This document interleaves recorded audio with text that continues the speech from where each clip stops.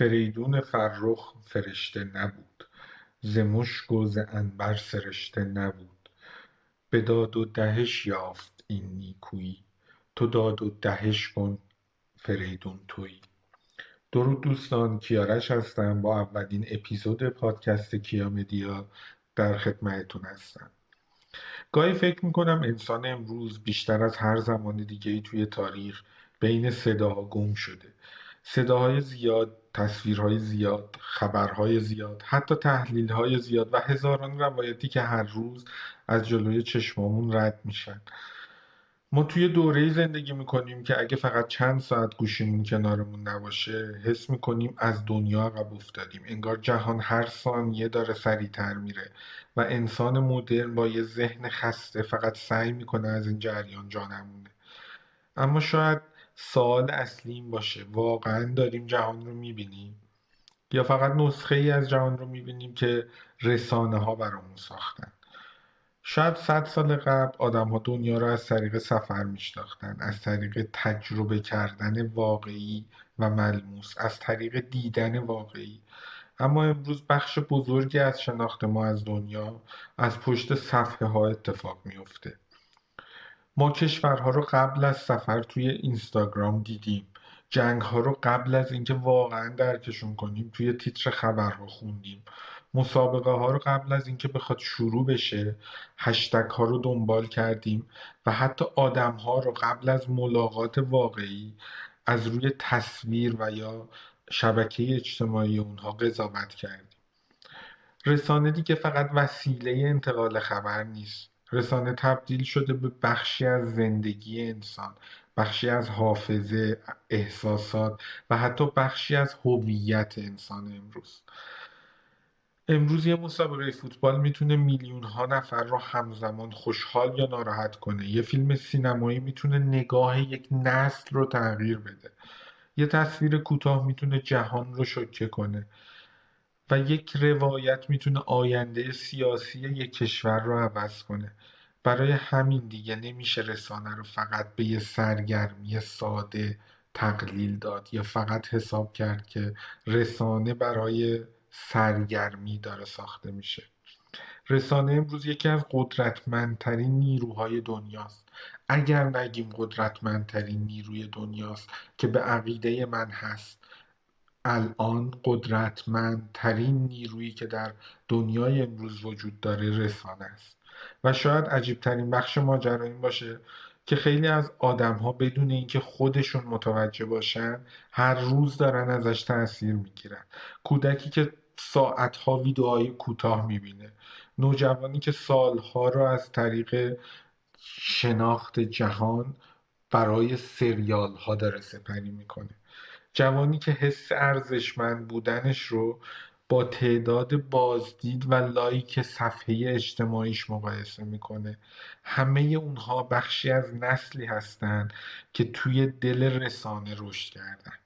نسلی که شاید بیشتر از هر نسل دیگه‌ای به جهان وصله، اما همزمان بیشتر از هر زمان دیگه‌ای در تاریخ احساس تنهایی میکنه. این نشون میده که ما دیگه نمیتونیم فرزندانمون رو فقط با ایده های خودمون بسازیم. ما دیگه نمیتونیم چیزهایی که انسانها توسط نیاکان خودشون سینه به سینه بهشون منتقل شده فقط فرزند خودشون رو با اون شکل بدن. و این باعث یک تناقضی میشه در به وجود آوردن نسل جدید و شاید همین تناقض یکی از مهمترین ویژگی های دنیای امروز باشه.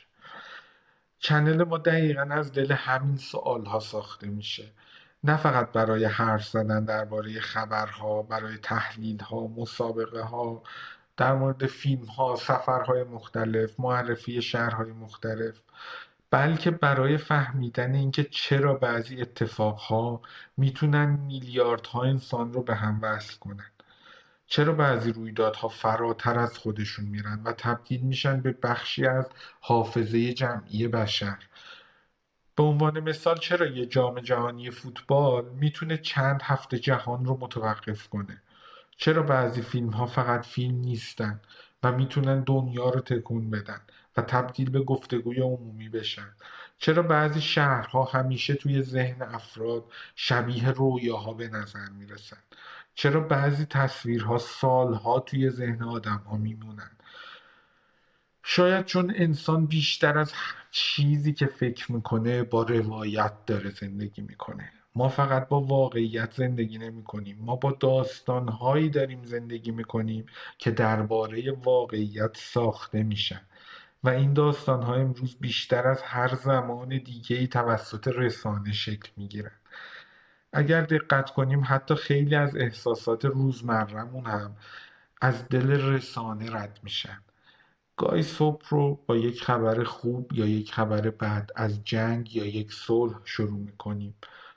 ظهر داریم یک ویدئوی طنز میبینیم و میخندیم. شب داریم مسابقه ای رو دنبال میکنیم که میلیون ها نفر دیگه همزمان دارن همون رو نگاه میکنن و قبل خواب شاید چند دقیقه ای زندگی آدمهایی رو میبینیم که هزاران کیلومتر از ما دورترن و ما هیچ شناختی از اونها نداریم، ولی داریم آخرین لحظات روزمون رو با آشنا شدن با اونها میگذرونیم. و همین موضوع رسانه رو تبدیل کرده به یکی از مهمترین قدرت‌های قرن جدید. قدرتی که میتونه امید بسازه، ترس ایجاد کنه، ملت‌ها رو به هم نزدیک کنه یا حتی آدم‌ها رو مقابل همدیگه قرار بده. برای همین امروز دیگه فهمیدن جهان بدون فهم رسانه تقریبا غیر ممکنه. شاید نسل‌های آینده بیشتر از هر نسل دیگه‌ای تحت تاثیر همین جریان بزرگ شخصیتشون شکل بگیره. نسلی که از کودکی جهان رو نه از پنجره خونه، نه از بازی توی کوچه، نه از لمس کردن دوست و افراد که دور و بر اون هست به وجود اومده، بلکه از طریق صفحه نورانی که جلوی چشمش هست داره ساخته میشه. این اتفاق هم میتونه شگفت‌انگیز باشه و هم میتونه خطرناک باشه، چون رسانه همونقدر که میتونه آگاهی ایجاد کنه میتونه توهم هم بسازه. همونقدر که میتونه انسانها رو به حقیقت نزدیک کنه میتونه اونها رو توی سطحی ترین لایه های جهان نگه داره. و شاید برای همین امروز بیشتر از هر زمان دیگه ای نیاز داریم یاد بگیریم چطور جهان رو عمیق‌تر بنگریم.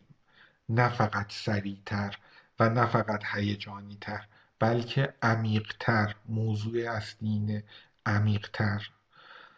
و این دقیقا همون مسیریه که ما قراره توی چنلمون طی بکنیم، به مدت طولانی در مورد بحث ها و موضوعات بسیار متفاوت. اگر بخوایم صادق باشیم انسان امروز بیشتر از هر زمان دیگه‌ای به تصویر وابسته شده. گاهی یه تصویر بیشتر از هزاران جمله اثر میذاره. تصویر یک کودک وسط جنگ رو فرض کنید، یا تصویر ورزشگاهی که میلیون ها نفر رو همزمان داره هیجان زده میکنه. تصویر شهری رو تصور کنیم که شبها شبیه فیلم های سینماییه، یا حتی تصویر مسافری که از پنجره هواپیما جهان رو داره از زاویه متفاوت نگاه میکنه. این تصویرها فقط ثبت لحظه نیستن، اونا احساس میسازن، یعنی رویا میسازن، گاهی حتی مسیر زندگی آدم ها رو تغییر میدن. شاید برای همینه که بعضی کشورها بیشتر از بقیه توی ذهن مردم دنیا حضور دارن، نه فقط به خاطر قدرت اقتصادی یا سیاسی، نه، بلکه به خاطر قدرت روایت کردن و روایت ساختن این موضوع شکل میگیره. بعضی کشورها یاد گرفتن چطور خودشون رو به دنیا نشون بدن، چطور تصویر بسازن، چطور رویا تولید کنن و چطور مردم دنیا رو جذب خودشون کنن. گاهی یه مسابقه جهانی بیشتر از سالها تبلیغات تصویر یک کشور رو تغییر میده. گاهی یه فیلم سینمایی گردشگری یه شهر رو متحول میکنه و گاهی رویدادی بین المللی اسم یک کشور رو برای سالها توی ذهن جوامع بشر تثبیت میکنه. برای همین توی آینده ما توی این چنل در مورد رویدادهایی مثل اکسپو، نمایشگاه های بزرگ جهانی، جام جهانی فوتبال، المپیک های ورزشی، فیلم ها یا سریال های سینمایی که در دنیا تبدیل به گفتگوی عمومی میشن، در مورد آشنا شدن با شهرهای مختلف دنیا، کشورها و فرهنگ ها و چیزهایی که شاید باید با سالها سفر به دست بیاریم، سعی میکنیم به اینها بپردازیم، ولی از نگاه متفاوت از چیزی که رسانه های مرجع دنیا دارن به ما نشون میدن. چون این رویدادها فقط سرگرمی نیستن، اونا بخشی از رقابت بزرگ کشورها برای تأثیر گذاشتن روی ذهن انسانها هستن. و شاید عجیب باشه، اما حتی سفرم امروز بخشی از همین جریانه. در گذشته سفر بیشتر یه نیاز بود، اما امروز برای خیلی از آدمها تبدیل شده به بخشی از هویتشون.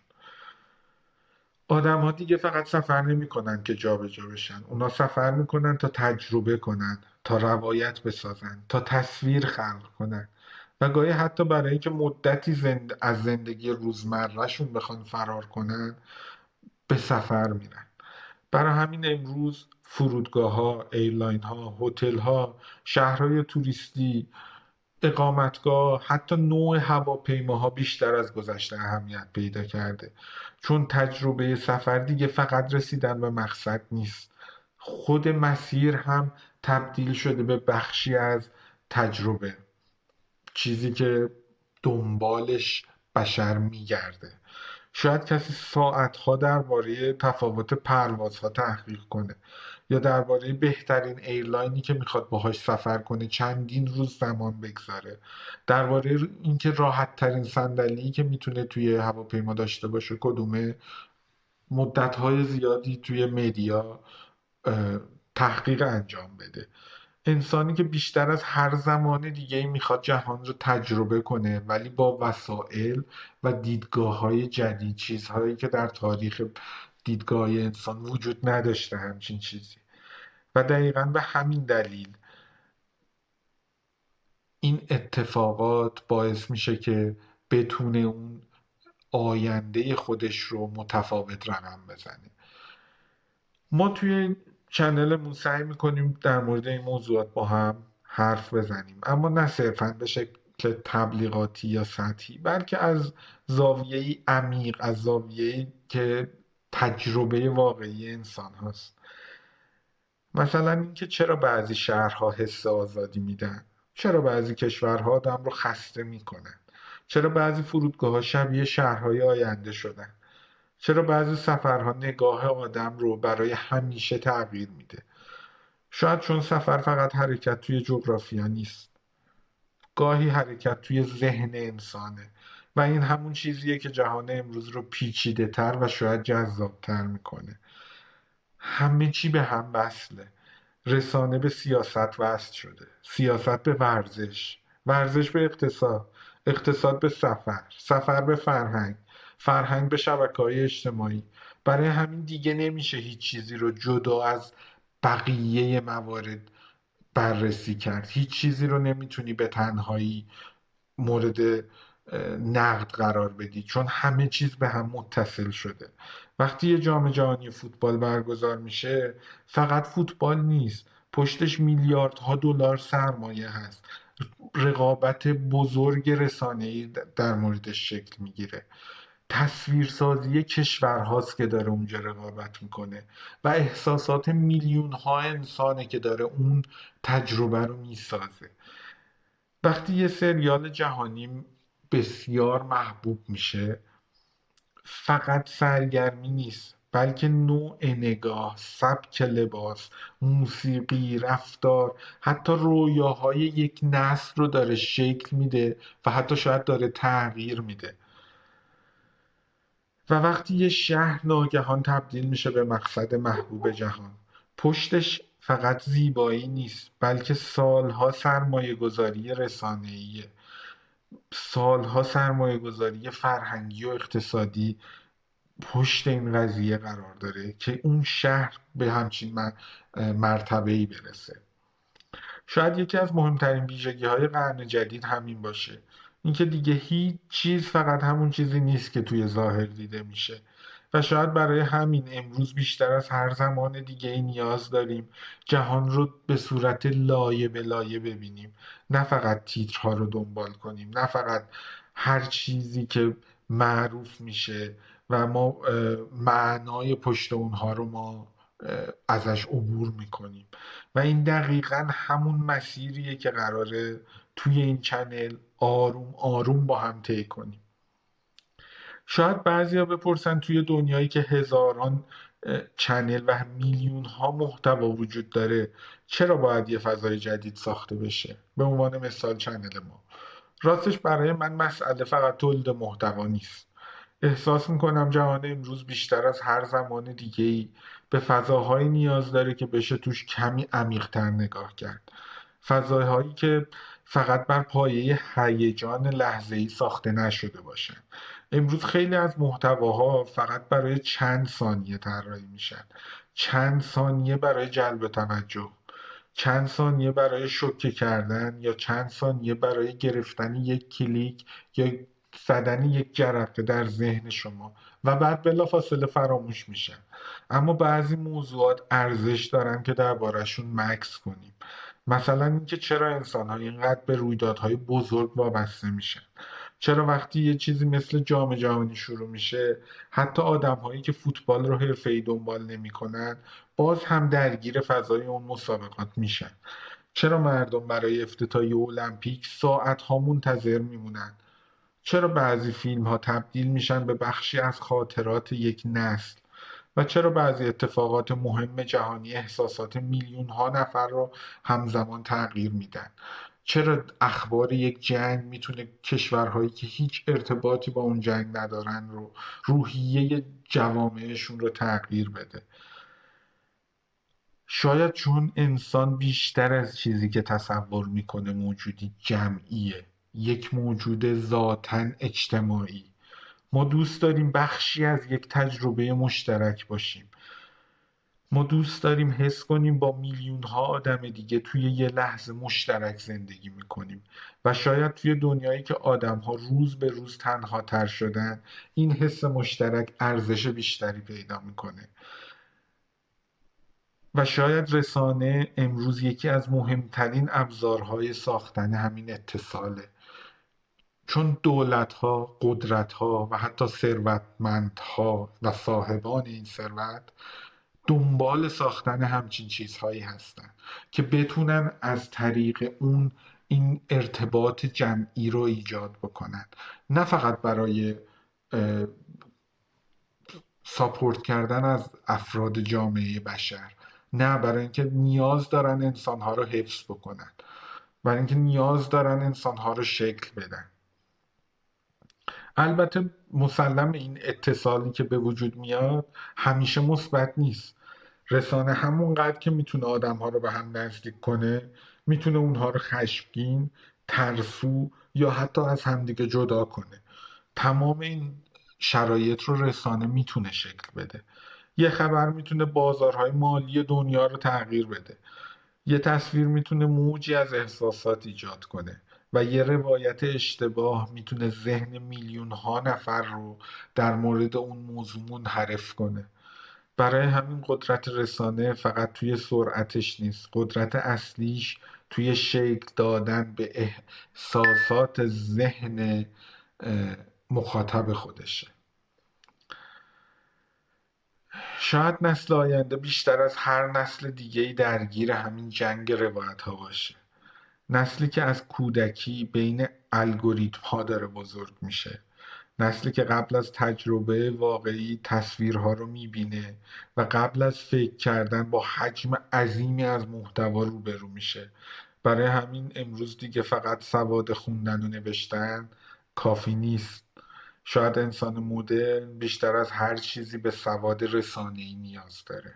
اینکه بدونه چرا بعضی محتواها وایرال میشن، چرا بعضی اتفاقهای جهان بزرگتر از بقیه دیده میشن، چرا بعضی کشورها تصویر قوی تری توی ذهن مردم دارن و چرا گاهی افکار عمومی جهان ناگهان تغییر میکنن. اینها فقط اتفاقهای تصادفی نیستن.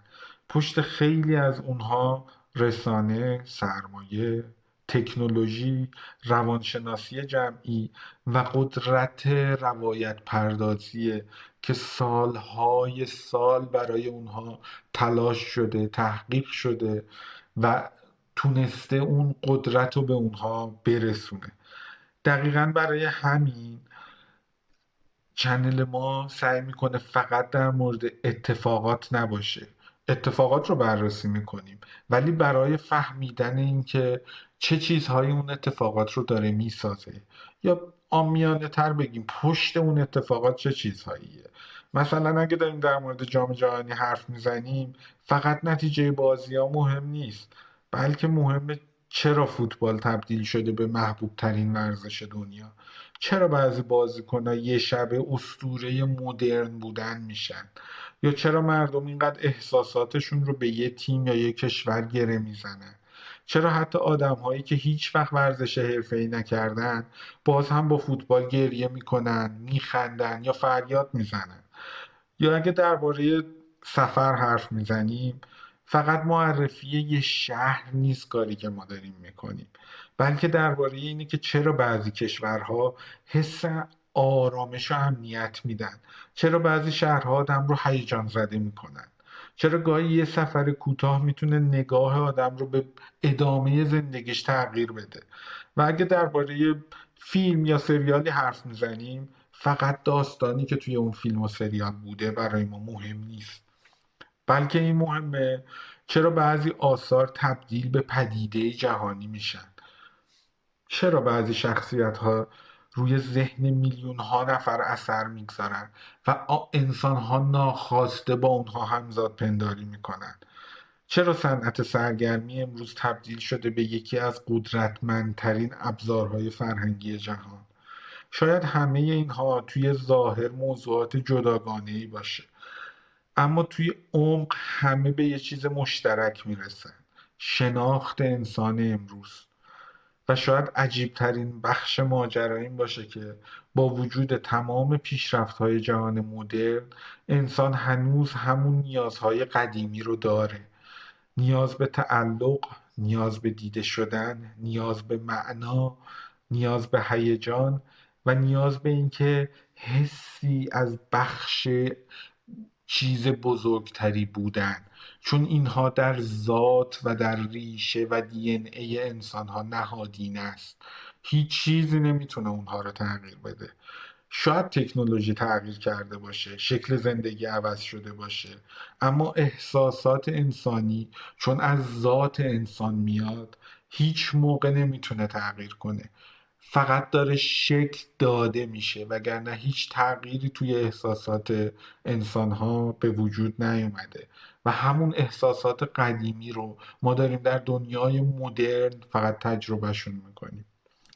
انسان هنوز دوست داره هیجان رو تجربه کنه، هنوز دوست داره قهرمان داشته باشه، هنوز دوست داره درباره آینده رویا بسازه، هنوز دوست داره بعضی لحظه ها واقعیت سخت زندگی روزمرهش رو برای حتی یک لحظه فراموش کنه.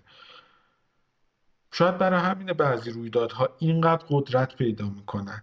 وقتی یه افتتاحیه بزرگ برگزار میشه، وقتی صدها هزار نفر توی خیابون دارن جشن میگیرن، وقتی میلیون ها نفر تا نصف شب یه مسابقه فوتبال رو دنبال میکنن، در واقع آدم ها فقط در حال تماشای برنامه نیستن. اونها دارن یه احساس جمعی رو تجربه میکنن، احساسی که شاید توی زندگی مدرن کمتر از گذشته پیدا میشه. امروز خیلی از آدم‌ها ساعت‌ها بین جمعیتن اما احساس تنهایی میکنن.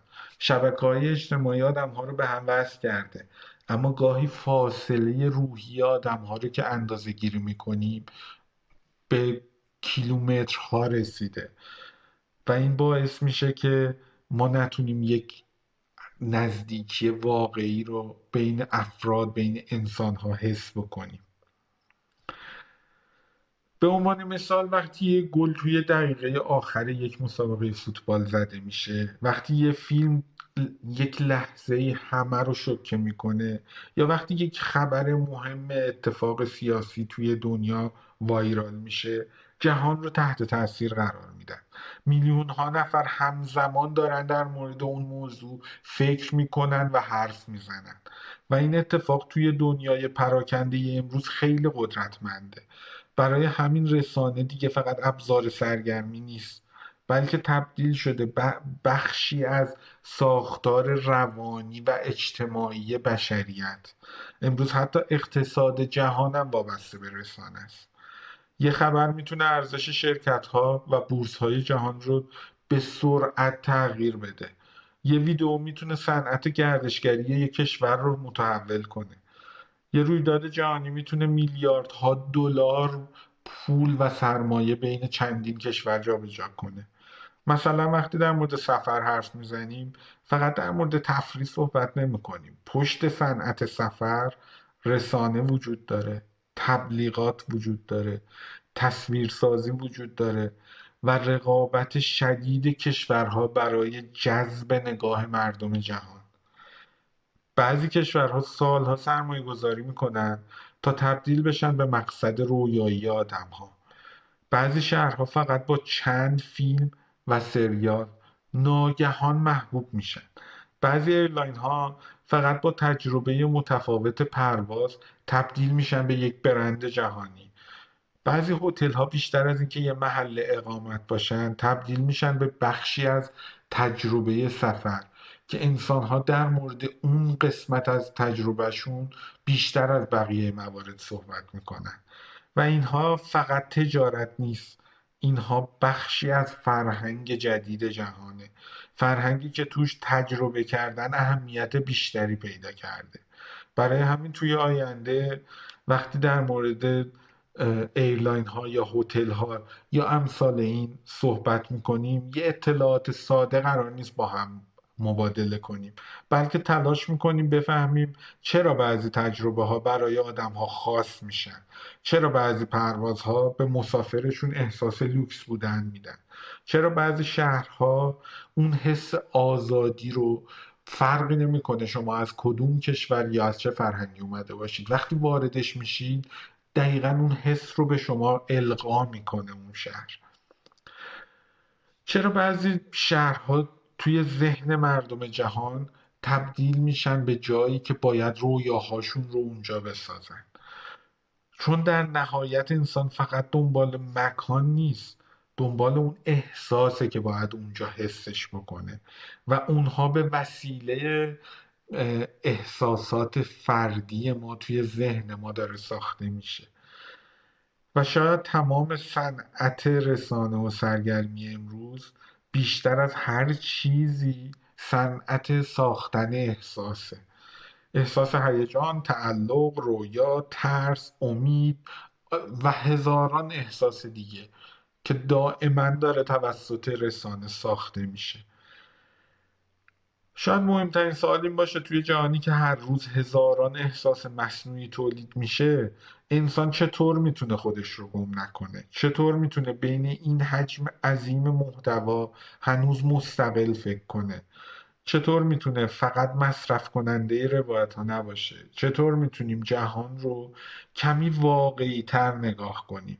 شاید جواب کامل این سوال ها رو هیچ کس ندونه، اما شاید اولین قدم همین باشه که یاد بگیریم کمی آرومتر نگاه کنیم. اینکه هر اتفاقی رو فقط در حد یک تیتر نبینیم، پشت تصویرها رو هم ببینیم، خیلی آروم تیترها رو بگذرونیم. اینکه از خودمون بپرسیم چرا این موضوع اینقدر بزرگ شده، چه چیزی پشت این روایت وجود داره، این اتفاق چه چیزی درباره انسان امروز داره به ما میگه. شاید چنل ما دقیقا برای همین ساخته شده، برای اینکه وسط این شلوغی بی پایان جایی باشه برای فکر کردن، جایی باشه برای تحلیل، جایی باشه برای گفتگو، جایی باشه برای اینکه جهان رو فقط سریعتر نبینیم بلکه عمیق‌تر درکش کنیم. شاید یکی از بزرگترین اشتباههای دنیای امروز این باشه که سرعت رو با آگاهی اشتباه گرفته. یعنی افراد فکر میکنن هرچه سریعتر به خبر دسترسی پیدا کنن یا هرچه سریعتر اطلاعاتشون رو کامل کنن آگاه ترن، ولی اینطوری نیست. فقط چون چیزی رو که سریع میبینیم تصور میکنیم فهمیدیمش. فقط چون هر روز صدها خبر میخونیم فکر میکنیم جهان رو میشناسیم. اما حقیقت اینه که انسان امروز بیشتر از هر زمان دیگه‌ای در معرض اطلاعات قرار گرفته و همزمان شاید کمتر از همیشه فرصت فکر کردن پیدا میکنه. همه چی سریع شده: خبر، تصویر، واکنش، قضاوت، احساس. انگار دنیا مدام از آدم میخواد بدون مکث تصمیم بگیره. خوشحال شو، عصبانی شو، واکنش نشون بده، فراموش کن، برو سراغ خبر بعدی. اما ذهن انسان برای این حجم از سرعت ساخته نشده به نظر من. شاید برای همین امروز خیلی از آدم‌ها با وجود این همه اتصال احساس خستگی ذهنی میکنن. چون مغز انسان هر روز درگیر هزاران تصویر و احساس مختلف میشه. صبح ممکنه خوشحال باشیم، چند دقیقه بعد یه ویدیو ببینیم ناراحت باشیم، اشک بریزیم، در ادامه اشک ریختنمون به ویدیوی دیگه میرسیم، قهقهه میزنیم، بعد بلافاصله یک تصویر هیجان انگیز میبینیم، بعد خبر مهمی میاد روی صفحه نورانی جلومون و ما رو کلا به جایی میبره که فراموش کنیم چه احساساتی رو داشتیم تجربه میکردیم. ذهن انسان مدرن مدام بین احساسات مختلف پرتاب میشه و شاید برای همین خیلی از مردم آروم آروم تمرکز عمیق رو دارن از دست میدن. دیگه کمتر کسی ساعتها روی یک موضوع فکر میکنه، کمتر کسی حوصله تحلیل طولانی داره و کمتر کسی فرصت میکنه پشت اتفاقها رو ببینه، حتی اگر خیلی واضح باشه. برای همین شاید امروز ساختن یه فضای آروم برای گفتگو خودش یه نوع مقاومته. مقاومت در برابر سطحی شدن، مقاومت در برابر فراموشی سریع و مقاومت در برابر جهانی که مدام میخواد انسان رو فقط مصرف کننده نگه داره. شاید یکی از هدفهای اصلی چنل ما همین باشه، اینکه فقط محتوا تولید نکنیم بلکه فضایی بسازیم برای فکر کردن، برای گفتگو کردن، برای کمی تأمل، کمی صبر، کمی مکث. فضایی که توش بتونیم درباره جهان حرف بزنیم بدون اینکه مجبور باشیم همه چیز رو عجله بکنیم و به خبر بعدی بخوایم برسیم. گاهی شاید فقط درباره مسابقه فوتبال حرف بزنیم، اما آروم آروم بحث برسه به روانشناسی جمعی، بحث برسه به اه، رسانه، به سیاست یا حتی به معنای هویت ملی. شاید فقط درباره یه فیلم یا سریال حرف بزنیم، اما توی عمق اون درباره رویاهای نسل جدیدش باید صحبت کنیم، درباره تنهایی، درباره قدرت یا درباره تصاویری که جهان مدرن از موفقیت داره تولید میکنه. و گاهی شاید فقط درباره یک کشور یا شهر حرف بزنیم، اما در واقع درباره تفاوت فرهنگ ها، کیفیت زندگی، نوع دید بشر به نوع آزادی، آینده و نگاه آدم ها به دنیا از فرهنگ های مختلف حرف میزنیم. چون هیچ کدوم از این موضوعات واقعا جدا از هم نیستن.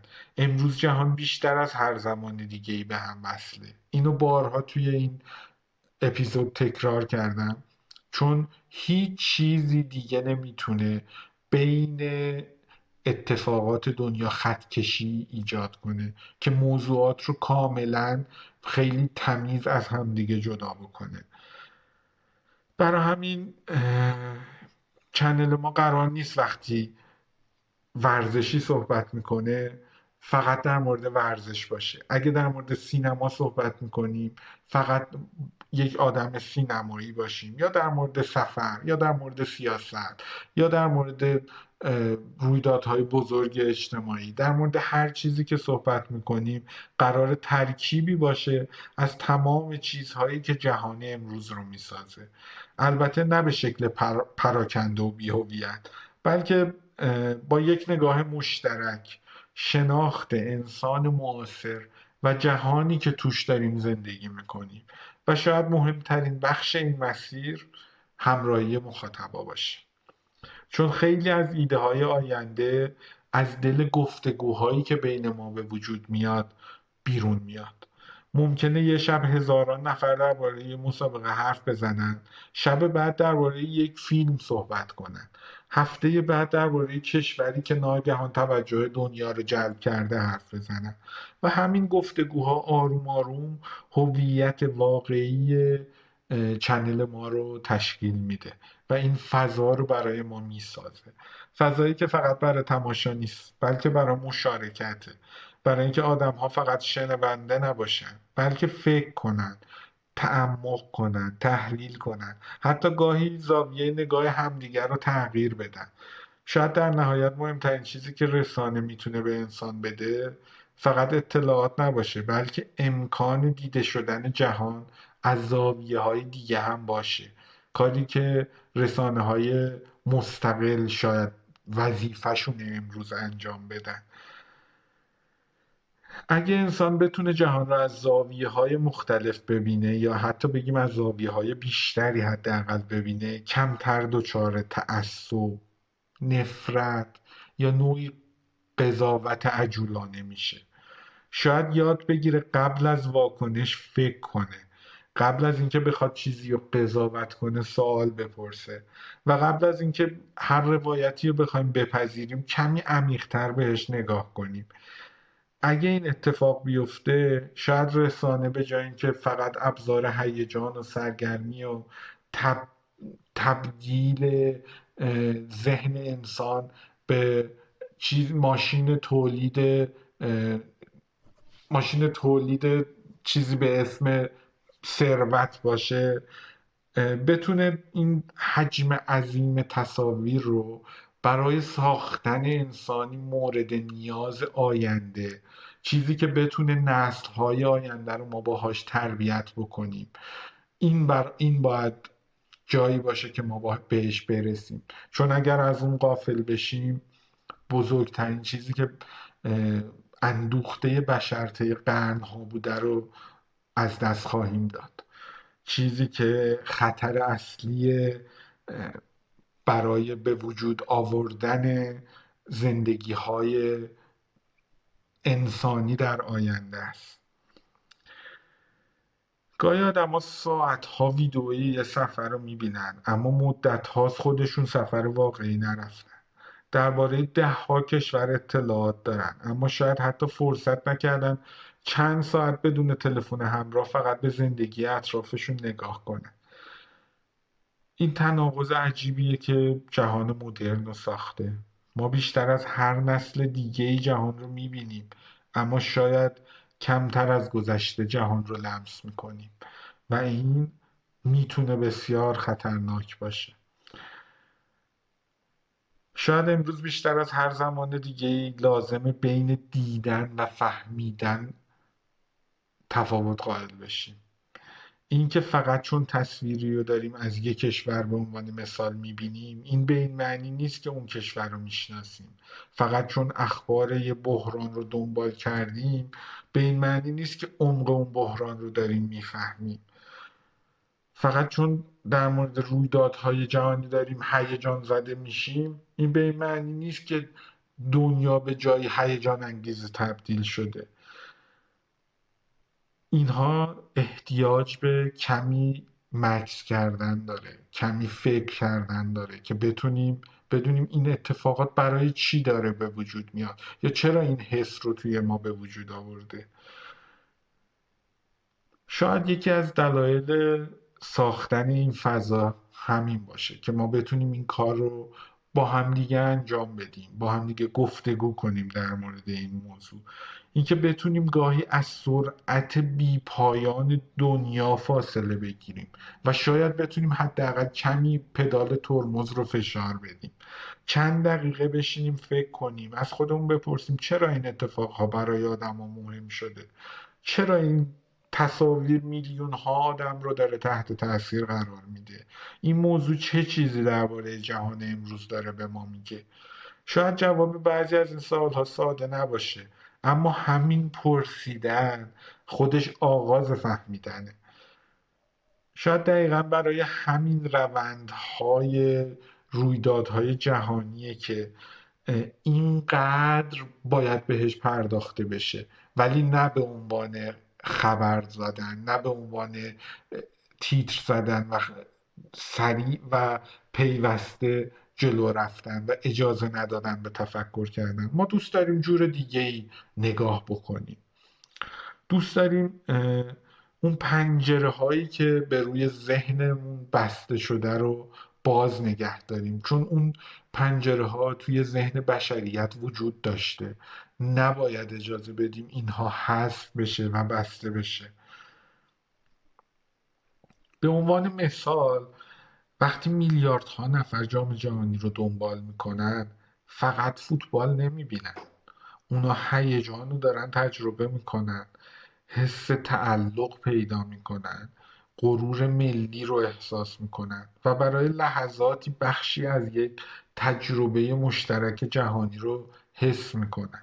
وقتی مردم درباره یه سریال یا فیلمی صحبت میکنن، فقط داستان نمیگن، فقط در مورد چیزی که توی اون سریال حس کردن صحبت نمیکنن، بلکه به نظر من دارن امیدها، رویاها، حتی ترسهاشون رو توی اون سریال در ذهنشون نهادینه میکنن یا اون فیلم سینمایی.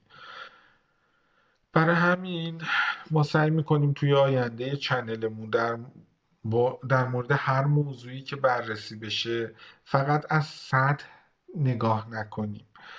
همیشه تلاش میکنیم یه سوال عمیق‌تر بپرسیم. مثلا چرا بعضی رویدادها فراموش میشن و تا دهه‌ها کسی اونها رو به یاد نمیاره، ولی برعکس بعضی رویدادها هیچ موقع فراموش نمیشن؟ چرا بعضی کشورها قدرت رسانه‌ای بیشتری دارن و چرا بعضی کشورها، بعضی بازیگرها، بعضی هنرپیشه‌ها، چرا اونا تبدیل به یک اسطوره میشن توی ذهن افراد؟ چرا بعضی تصویرها بعد از سالها هنوز دیدنش احساسات خاصی رو داره توی ما بیدار میکنه؟ شاید چون انسان موجودیه که با معنا میخواد زندگی بکنه. یعنی هر چیزی رو باید تبدیل به معنا بکنه و اون رو باهاش زندگی بکنه و اون معنا ساختن جایی شده که امروز داره توسط رسانه کنترل میشه. رسانه امروز تبدیل شده به یکی از بزرگترین کارخانه های ساخت معنا.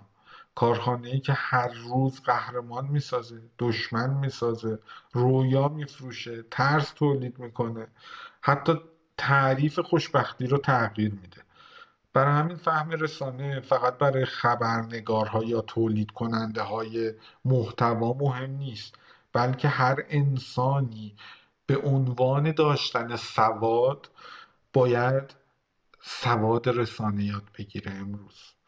شاید نسل آینده بیشتر از هر نسل دیگه این نیاز به این داشته باشه که یاد بگیره چطور وسط این حجم عظیم روایت ها خودش رو گم نکنه، چطور فقط دنبال رو نباشه، چطور هر تصویری و حقیقت مطلق تصور نکنه و چطور بتونه مستقل فکر کنه. شاید کار سختی باشه اما غیر ممکن نیست. چنل ما هم دقیقا به همین امید تشکیل شده و به همین امید دور هم میخوایم صحبت کنیم. امید به این که وسط این شلوغی عظیم هنوز بشه فضایی ساخت برای فکر کردن و کنار هم بودن، برای دیدن جهان کمی عمیق‌تر از بقیه افراد، برای اینکه انسان وسط تمام این تصویرها و صداها خودشو فراموش نکنه.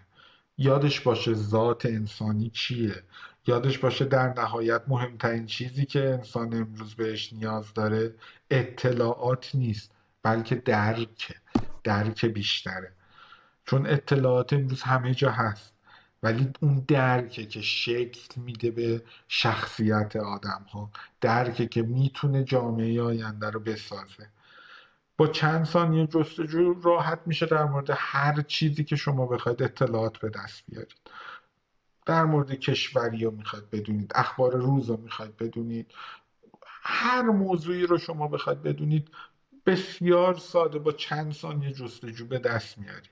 ولی معنای زندگی هزاران کیلومتر اون طرفتر از این سرچ کردن هاست.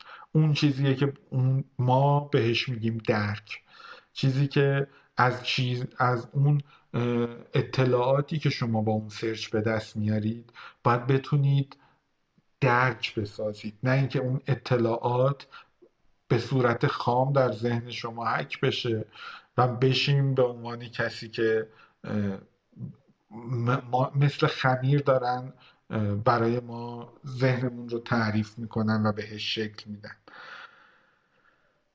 شاید برای همین بعضی آدم ها با وجود دونستن هزاران خبر، هزاران اطلاعات و هزاران دانستنی هنوز جهان رو سطحی میبینن، چون بین دیدن و فهمیدن یا به قول خودمون درک کردن فاصله خیلی زیادی وجود داره.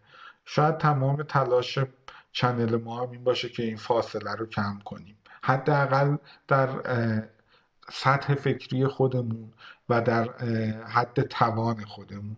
اینکه فقط از کنار اتفاقا رد نشیم، بلکه کمی مکس کنیم، از خودمون بپرسیم این اتفاق چه چیزی در مورد انسان امروز داره به ما میگه. وقتی میلیاردها دلار صرف یه رویداد ورزشی میشه، وقتی کشورها برای میزبانی رقابت میکنن و میلیاردها دلار براش حاضرن هزینه کنن، وقتی یه فیلم یا سریال با هزینه های بسیار سرسام‌آور ساخته میشه، یا وقتی آدم ها برای تجربه کردن سفرهاشون میبینیم که چه صنعت بزرگی از پول رو مقابل خودشون میبینن، باید یه کمی تعمق کنیم در موردش. یعنی باید یه کمی تصمیم بگیریم جور دیگه ای نگاه کنیم به این مسائل. شاید برای همین رسانه تبدیل شده به بخشی از حافظه جمعی بشر.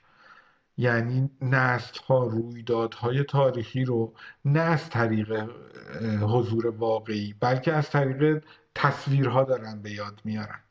یه مسابقه، یه سخنرانی، یه سقوط، یه جشن یا حتی یه تصویر ساده، همین تصویرها گاهی از خود واقعیت توی ذهن ما ماندگارتر شده. یعنی چیزی رو که خودمون حضور داشتیم اونقدر توی ذهن ما حک نشده که اون تصویری که از این قاب جادویی داریم میبینیم توی ذهن ما ساخته و برامون ایجاد کرده. و برای همین به نظرم مهمترین چیزی که زندگی امروز رو باید در میان این هیاهو برامون بسازه، بدونیم یه چیزی لازم داریم به عنوان سوال کردن. هر چیزی رو که باهاش مواجه میشیم اول ذهنمون با یک علامت سوال دنبال اون بره، نه فقط اینکه چه اتفاقی افتاد بلکه اینکه چرا این اتفاق افتاد، چه کسانی ازش سود میبرن، چرا مردم اینقدر درگیرش شدن، این موضوع چه چیزی درباره آینده میخواد به ما نشون بده. شاید دقیقا همین سوالها میتونه یه محتوای ساده رو تبدیل کنه به یه گفتگوی واقعی توی ذهنمون و حتی بین خودمون. چنل ما هم اگه بخواد ارزشمند باشه فقط به خاطر تعداد ویوها یا لایک هاش نیست، بلکه میخوایم به خاطر کیفیت نگاه ها و گفتگوهامون باشه، به خاطر اینکه تلاش میکنیم پشت اتفاق ها رو ببینیم، پشت هیجان ها رو ببینیم، مکث کردن رو یاد بگیریم، سوال کردن از خودمون رو یاد بگیریم. شاید گاهی در مورد فوتبال حرف بزنیم، شاید در مورد سفر حرف بزنیم، در مورد فیلم، در مورد رسانه، در مورد مسائل سیاسی، در مورد مسائل اقتصادی، اما در واقع داریم درباره انسان حرف میزنیم، داریم درباره رویای فرار از روزمرگی حرف میزنیم، درباره امید، درباره حقیقتی که جلوی انتشار توی ذهن ماها رو میگیره حرف میزنیم. چون جهان امروز بیشتر از هر زمان دیگه‌ای توسط روایت ها ساخته میشه و کسی که روایت ها رو درک کنه جهان رو میتونه عمیق‌تر ببینه. شاید این مسیر طولانی باشه، شاید گاهی خسته کننده بشه، همیشه جواب روشنی نداشته باشیم برای سوالا، اما ارزششو داره، چون هنوز وسط تمام این شلوغی ها جایی رو داریم که بشینیم با همدیگه فکر کنیم در موردش، با همدیگه حرف بزنیم و تلاش کنیم برای فهمیدن جهان، نه به شکلی که به ما دارن نشون میدن یا به شکلی که بقیه دوست دارن باشه، به شکلی که بتونیم درکش کنیم، بتونیم ازش پلی بسازیم، ازش ایده‌ای بسازیم برای مستقل فکر کردن. شاید اگه چند سال قبل کسی به آدم میگفت روزی بیشتر زندگیت رو پشت یک صفحه نورانی میشینی، برای ماها باورش سخت بود.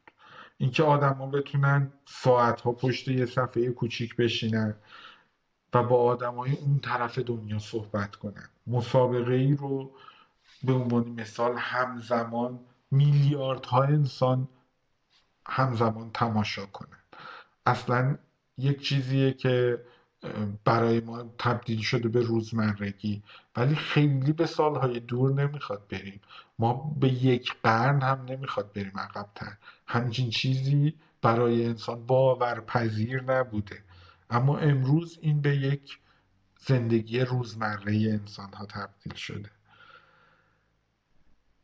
امروز جهان دیگه یه تصویر نیست، واقعیت زندگیه.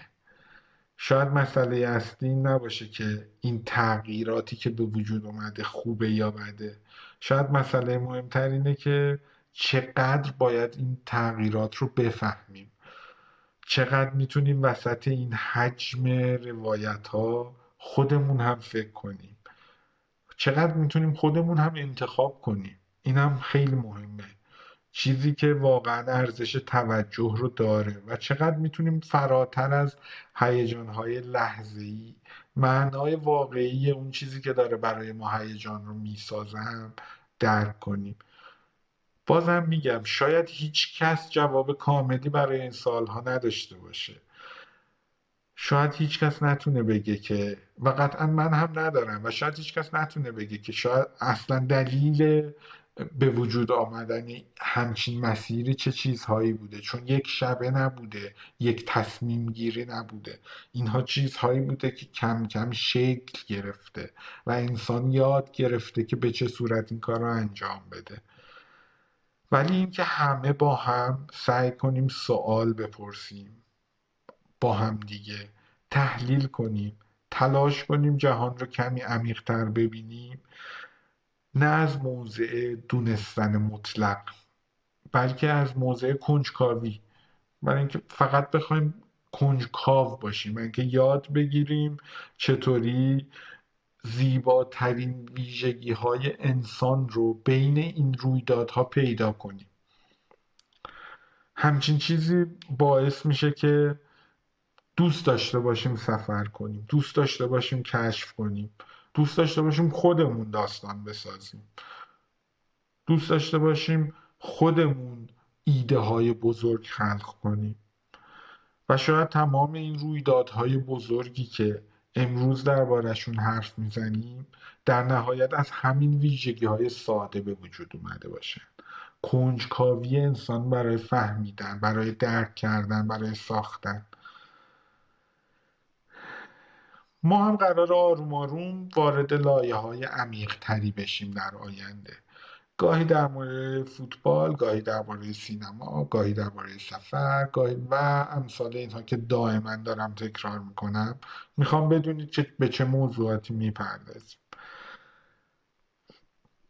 خیلی از موضوعات آینده از دل حرف هایی که شما میگید شکل میگیره، از کامنت ها، از سوال ها، از بحث ها و حتی از مخالفت ها و نقد هاتون، چون اگه قرار باشه این فضا واقعا زنده باشه باید تبدیل بشه به جایی برای گفتگو کردن، جایی که آدما فقط تماشا نکنن یا فقط گوش نکنن، بلکه فکر کنن، حتی به حرفایی که من هم دارم میزنم یا فرد دیگه ای داره اینجا میزنه. پس خودمون هم نمیخواهیم که یک رسانه تک‌بعدی بسازیم، میخوایم توی خودمون هم گفتگو کنیم، فکر کنیم. راستشو بخواد شاید یه چیزی که امروز بیشتر از همه کم شده اینه که برای فکر کردنمون هم عجله نداشته باشیم، آروم فکر کنیم. دلیل نداره با 2 تا صحبت کردن تا ته هر چیزی رو ما به دست بیاریم. میتونیم آروم آروم جلو بریم و ببینیم که به چه جاهایی میرسیم. اینکه چند دقیقه بدون عجله فقط به یک موضوع فکر کنیم، نخوایم همه موضوع ها رو بلافاصله حل کنیم، چون ذهن انسان دوست داره سریعتر به نقطه‌ای برسه که به قول معروف نقطه استراحت باشه براش، نقطه‌ای که همه مسائل رو حل بکنه. برای همین ذهن انسان، مخصوصا انسان امروز، از علامت سوال خوشش نمیاد و اینکه علامت سوال باعث میشه که اون به نقطه استراحت نرسه.